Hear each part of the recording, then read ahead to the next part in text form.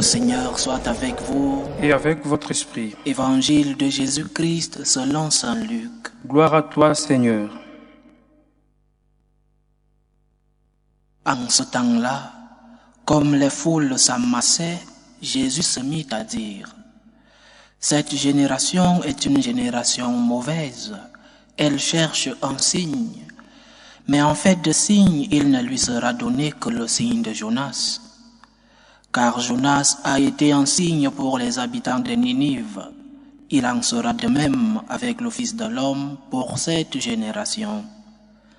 Lors du jugement, la reine de Saba se dressera en même temps que les hommes de cette génération et elle les condamnera. En effet, elle est venue des extrémités de la terre pour écouter la sagesse de Salomon. Et il y a ici bien plus que Salomon. Lors du jugement, les habitants de Ninive se lèveront en même temps que cette génération et ils la condamneront. En effet, ils se sont convertis en réponse à la proclamation faite par Jonas. Et il y a ici bien plus que Jonas. Acclamons la parole de Dieu. Louange à toi, Seigneur Jésus. Jésus nous parle de sa résurrection. Les 3 jours de Jonas dans le ventre de la baleine avant d'être vomi sur les plages de Ninive sont un anticipe, une préfiguration des 3 jours de Jésus-Christ passés au tombeau avant de ressusciter. Samedi dernier, dans la soirée, parmi tant de messages que nous recevons à travers ce canal, je causais avec un couple.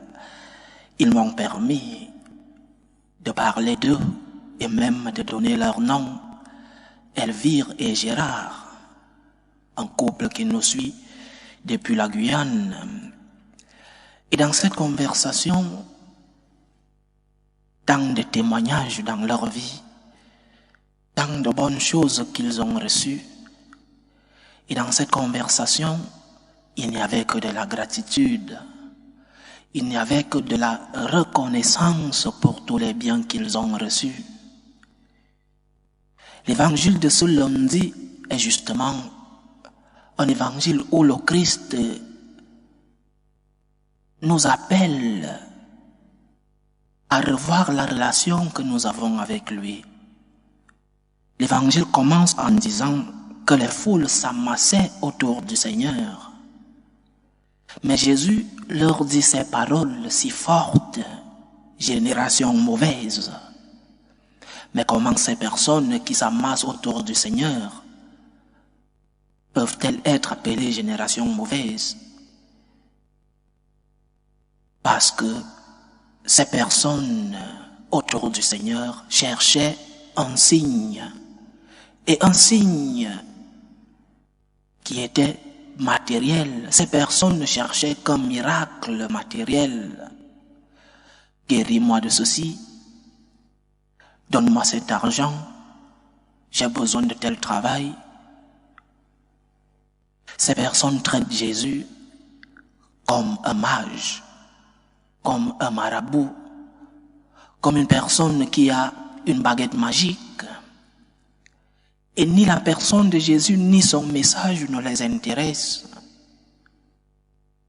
Une relation basée sur l'intérêt, une relation qui cherche le Seigneur seulement pour recevoir quelque chose, est une mauvaise relation.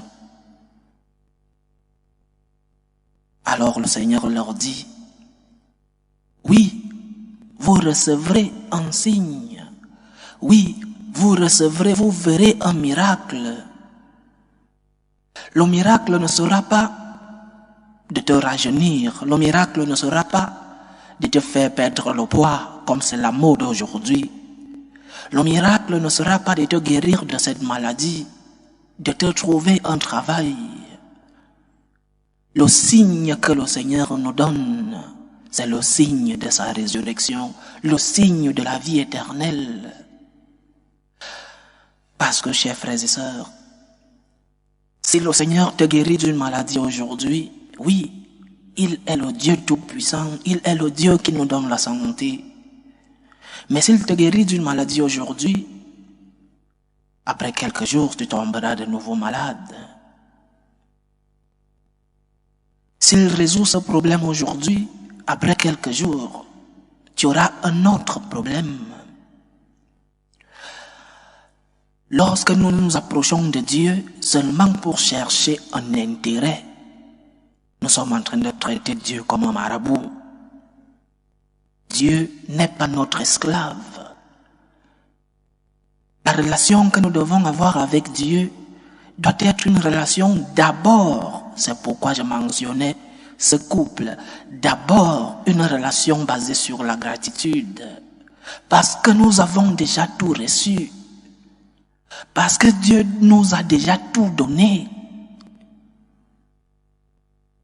et parce que Dieu a le droit que nous lui donnons une réponse, pas une réponse équivalente à ce qu'il nous a déjà donné, parce que nous ne pourrons jamais arriver à cette mesure, mais une réponse de gratitude, une réponse de reconnaissance. Pose-toi la question, sur quelle base est fondée ma relation avec Dieu? Pose-toi la question, pourquoi tu pries? Pourquoi tu vas à la messe? Pourquoi tu as une relation avec le Seigneur? Pour recevoir un intérêt, une relation intéressée.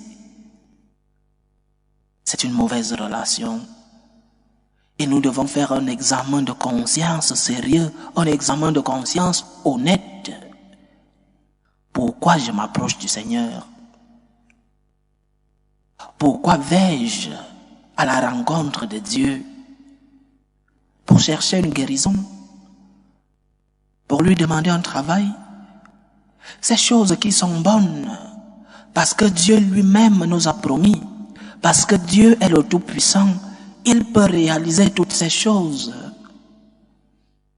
Mais ne changeons pas de rôle, ne changeons pas d'ordre. Ne cherchons pas les miracles de Dieu au lieu de chercher le Dieu des miracles.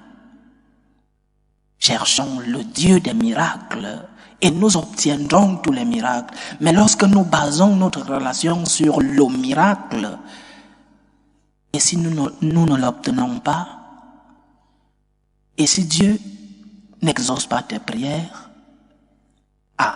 crise de foi, Dieu ne m'écoute pas. Mais comment traites-tu le Seigneur? Comme celui à qui tu vas seulement pour demander? Mais même dans nos relations humaines, lorsqu'une personne ne vient vers toi que pour chercher un intérêt, comment vois-tu cette relation? Parfois, dans nos messages pour ceux qui vivent loin de leur famille, lorsque certaines personnes te disent bonjour, tu peux déduire la suite du message. C'est parce que la personne va te demander une faveur. Et ces relations sont superficielles. Une relation où le bonjour veut dire aide-moi en ceci. Une relation où le bonjour veut dire rends-moi telle faveur.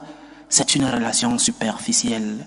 Mais une relation basée sur la gratitude, une relation basée sur l'amour que nous avons déjà reçu, une réponse que nous donnons à Dieu pour tout ce que nous avons déjà reçu, est une relation durable. C'est une relation d'intimité, une relation d'amitié. Pourquoi je suis chrétien? Parce que j'ai entendu que le Dieu de Jésus-Christ fait des miracles? Ou alors parce que j'essaie de construire une relation d'amitié, une relation basée sur l'amour, sur la gratitude? Pourquoi je suis chrétien? Dieu nous a déjà montré tant de signes, tant de signes. Ne lui demandons pas plus. Lorsque nous aurons une relation d'amour avec le Christ, nous recevrons même ce que nous ne demandons pas. Il nous l'a promis. Parce que lorsque Dieu remplit nos vies, lorsque Dieu remplit nos cœurs, il ne vient pas les mains vides. Notre Dieu, c'est un Dieu de richesse, ce n'est pas un Dieu pauvre. Mais nous devons avoir une relation avec lui pas basée sur l'intérêt, ni basée sur la crainte de l'enfer, mais une relation basée sur l'amour. Seigneur, j'ai déjà tant reçu de toi. Seigneur, me montrer un autre signe sera un simple rajout de ce que je sais déjà de toi, de ce que j'ai déjà reçu de toi. Merci Seigneur, je suis reconnaissant de tes bienfaits dans ma vie. Et après, nous pouvons demander tout ce que nous voulons. Mais je répète, si nous changeons d'ordre, si à peine au nom du Père et du Fils et du Saint-Esprit, Seigneur, donne-moi ceci, Seigneur, donne-moi cela, nous sommes en train de traiter Dieu comme un marabout. Et Dieu n'est pas un marabout. Dieu il a le droit de recevoir de nous reconnaissance et gratitude. Le Seigneur nous a déjà tant montré. Et chacun, dans son expérience personnelle, peut identifier la main du Seigneur dans sa vie. Et cette main du Seigneur, sans que nous ne lui demandons, cette main du Seigneur, sans que nous crions, oh Dieu, aide-moi, nous avons déjà tant reçu de lui. Mais il y a un signe plus important. Parce que je répète, il peut te guérir de cette maladie aujourd'hui et demain tu tomberas malade d'une autre maladie. Il peut te résoudre ce problème et demain tu auras un autre. Mais le vrai signe, c'est le signe de la vie éternelle, ce signe qui n'est pas périssable. Cherchons Dieu parce que nous voulons avoir une relation d'amitié, une relation d'intimité, une relation de gratitude avec lui, en sachant qu'il nous a montré le plus grand des signes, le signe de sa mort et de sa résurrection qui nous ouvre les portes du ciel. La santé, l'argent, le travail, nous en avons besoin, mais ces choses qui sont bonnes sont périssables. Parce que demain nous mourrons. Les statistiques disent que dans le monde, il y a 8 milliards et demi, 9 milliards d'habitants. Et dans 100 ans, personne d'entre nous, ou alors dans quelques rares cas, seront en vie. Ce que nous devons chercher, c'est cette vie éternelle avec le Seigneur. Lorsque nous aurons basé notre relation avec Dieu sur la gratitude, nous serons sûrs que cette gratitude donnera ses fruits. Et l'un de ces fruits, c'est la vie éternelle que nous réserve le Seigneur. Que le Seigneur nous aide à pouvoir construire une relation de reconnaissance, une relation basée sur la gratitude avec lui. Qu'il nous aide à chercher le grand signe, le signe de la vie éternelle. Loué soit Jésus-Christ. À jamais.